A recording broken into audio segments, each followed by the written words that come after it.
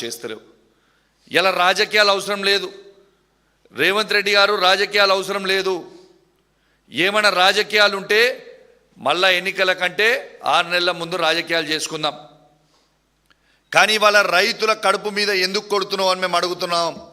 ఉత్తర తెలంగాణ రైతుల పక్షాన మేము అడుగుతా ఉన్నాం. వాళ్ళ కడుపు మీద మీరు ఎందుకు కొడుతూ ఉన్నారు? ఇలా రైతులు చేసిన తప్పేంటిది? కేవలం కాంగ్రెస్ పార్టీకి వాళ్ళు ఓటేసి నేను కుర్చీ మీద కూర్చోబెట్టడమేనా ఇలా రైతులు చేసిన తప్పు అని నేను అడుగుతా ఉన్నాను. ఇలా రేవంత్ రెడ్డి గారు మీ బాధ అంతే ఏంది? ఇవాళ అక్కడ నీళ్ళు ఎత్తుతే ఆ నీళ్లు రైతులకి రేపు యూరియా బస్తాలు ఇవ్వాల్సి వస్తుంది. యూరియా బస్తాలు ఇచ్చి పంట వండిన తర్వాత ఆ పంటకు కొనాల్సి వస్తుంది.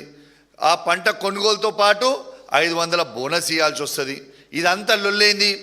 నీళ్ళే ఇవ్వకపోతే అయిపోతుంది అని ఒక చిల్లర ఆలోచన ఇలా రేవంత్ రెడ్డి గారు చేయడం చాలా చాలా చాలా బాధాకరం.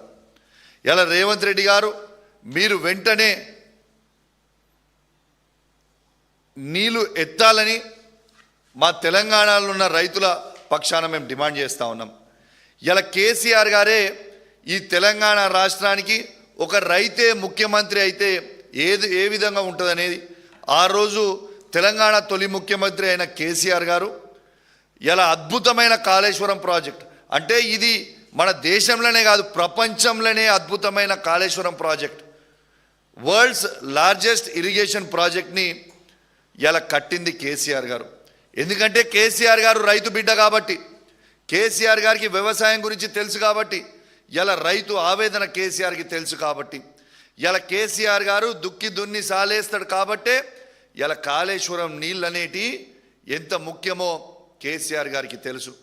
రేవంత్ రెడ్డి గారు మీరు భూదందాలు చేసుకుంటూ ల్యాండ్లు కొని అమ్ముతాడు కాబట్టి ఇలా మీకు ఆ రైతుల విలువ అర్థమైతలేదు అని నేను చెప్తా ఉన్నాను.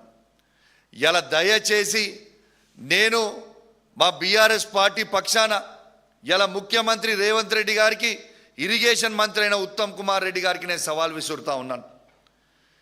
మేము మా పార్టీలో 28 మంది శాసనసభ్యులు ఉన్నాం. ఆ దొంగలు పోయింది కాక 28 మంది శాసనసభ్యులు ఉన్నాం. మేము 28 మంది శాసనసభ్యులు అందరం కూడా బాధ్యత వహిస్తాం. మీరు కన్నపల్లి పంప్ హౌస్ దగ్గర నీళ్లు ఎత్తండి. ఏ ఒక్క ఇంచ్ అయినా కూడా బ్యారేజ్లకు ఏమైనా ప్రాబ్లం అయితే అన్నారం కానీ సుందిల్లా కానీ ఇంచు కూడా ఏమైనా ప్రాబ్లం అయితే మేము 28 మంది రాజీనామా చేసి మళ్ళా పోటీ కూడా మేము చెయ్యము. నీకు దమ్ముందా మీ ఇద్దరికి సవాల్ యాక్సెప్ట్ చేయడానికి? మేము 28 మంది శాసనసభ్యులం వచ్చి కన్నెపల్లి పంప్ హౌస్ దగ్గర కూర్చుంటాం కొంతమంది, అన్నారం బ్యారేజ్ దగ్గర కూర్చుంటాం కొంతమంది, సుందిలా దగ్గర కూర్చుంటాం కొంతమంది. ఇక రాండి చూద్దాం. అంటే కేవలము రైతులను ఇబ్బంది పెట్టాలనే ఒక ఆలోచనతోని ఇవాళ మీరు ఇబ్బంది పెడతా ఉన్నారు. ఇలా మీరు నీళ్ళు ఎత్తుతలేరు. ఎందుకంటే రేపు నేను చెప్పిన కదా రేవంత్ రెడ్డి గారు బద్నాం అవుతారని. కానీ రేవంత్ రెడ్డి గారు బేసిలకు అవసరం లేదు. మీరు వెంటనే నీళ్ళు ఎత్తండి. రేపు తాగునీటికి కూడా మాకు ఇబ్బంది అవుతుంది. ఇలా నీళ్ళు ఇవ్వకపోతే ఇలా కరీంనగర్ జిల్లా బిడ్డగా నేను మీకు చెప్తా ఉన్నాను, మాకు చాలా ఇబ్బంది అవుతుంది.